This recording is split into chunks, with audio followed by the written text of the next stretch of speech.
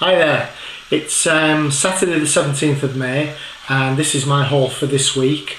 It's a bit of a mixed bag. I've got part of it is my pull for this week, and then I've got some bits and pieces that I've picked up from different sources. So I've got a fair few books to get through, so we'll get straight on with things. And the first thing I've got is a back issue, and it's Amazing Spider-Man 1.1. This is the J. Scott Campbell Midtown Comics variant cover, and this is the last of the 3 connecting covers that I needed to make up this particular set. So I'm really pleased with that. It's in beautiful condition. And then moving on to my pull for this week, I've got nothing from the big 2, which is quite unusual. Everything's independent. Beginning with Afterlife with Archie number 5. Now this completes the first story arc of the Afterlife with Archie. I've not read any of it yet, and I've been waiting for the full arc to finish before I read it. I've heard nothing but good comments about this, but I'm not sure whether I'm going to carry on picking it up. I got it really, I got the first issue as a bit of a novelty really, just to see what it was like, and I read such good reports about it that I decided to continue and go to at least the end of the first arc. So I'm going to read it and see how I go with it, and if I like it I'll keep picking it up. The one thing that puts me off about it is it does seem to have a bit of an irregular schedule for being released. I know this issue has been quite a number of weeks since the last issue. So anyway, we'll see how things go. Then we have The Walking Dead number 127. As always, it's my signed copy, signed by Charlie Adlard, with the Infinity and Beyond certificate of authenticity. This is actually pretty good. It's a really thick issue, double size, but for the normal $2.99 price point. So I'm looking forward to reading that.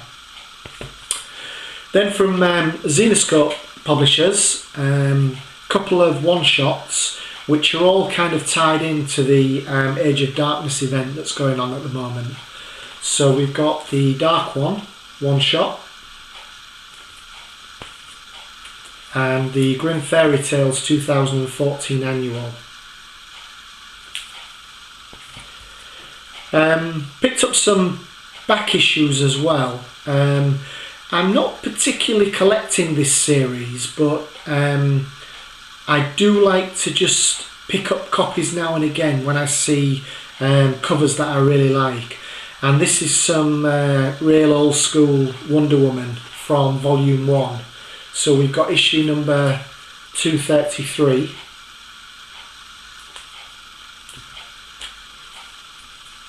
.236,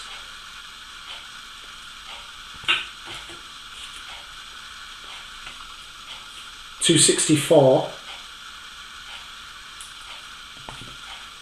and 296. Now I was in my local comic shop here in Hull on Wednesday. I'd read on Facebook that there was going to be some 50p boxes on display, so I decided to go along and have a bit of a rifle through to see if there was anything of interest. And I picked up a couple of back issues of Uncanny X-Men from volume 1, which I don't have in my collection. So we got number 496. All of these were 50p, and 497. And then I picked up a couple of interesting things that I've never seen before, but I couldn't really let them pass. Again, 50p each. There's this Green Lantern Super Spectacular, which is, I've never seen this before. I don't even recall this coming out, but it's kind of a magazine size, and it's around about 100 pages, and it's just got quite a few different Green Lantern stories. So I thought for 50p, you just can't go wrong with that.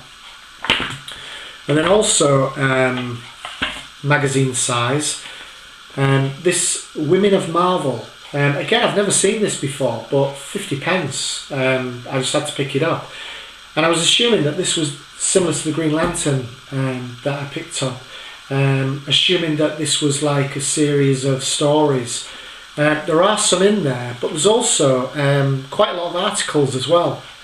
So there's quite a lot of reading in there. Nice reproduction of She-Hulk #1 there. Like I say, plenty of reading in there. Some interesting articles. So I'm really looking forward to having a read of that. Now, something that I decided this week was that I was going to get on the Green Arrow train. I know this left the station a long time ago when Jeff Lemire and Andrea Sorrentino took over the run on issue number 17, I believe. But, I mean, everybody in the YCC seems to be picking this up and says how great it is. So I finally succumbed, and what I've done is, from A Place in Space, I've bought the most recent trade, which collects issues 17 to 24, because I think a lot of these now, particularly like 17, 18, are really, really difficult to pick up, very expensive. So I thought that was a good way to get into it. And then I'm going to pick up the single issues of the Outsiders War storyline, which just finished. So what I did manage to get was number 29, number 30, and 31. So once my trade arrives, I'll have 17 to 24, and then I'm not bothering about 25 because I think that was a one-shot, which was a Batman 0 year tie-in. So I'm not particularly fussed about that, but I do want to get the full Outsiders War 6-issue storyline. So I'm going to need to pick up issues 26, 27, 28. I've already seen copies of these on eBay and they're all at face price, so I'm not too worried about getting those. And then I'll basically be up to speed with this, so I'm really looking forward to it. And I won't feel like a bit of a leper in the community by not picking this up. But everybody's just raving about it, so I need to be on board with it. So that's it for this week, guys. Thanks ever so much for watching. Just want to say in about an hour and 20 minutes time, Hull City are going to be playing in the FA Cup final. So good luck to the Tigers. Let's bring that cup home. And thanks for watching. Feel free to like, comment, subscribe, and I'll catch you next time around. Cheers, bye bye.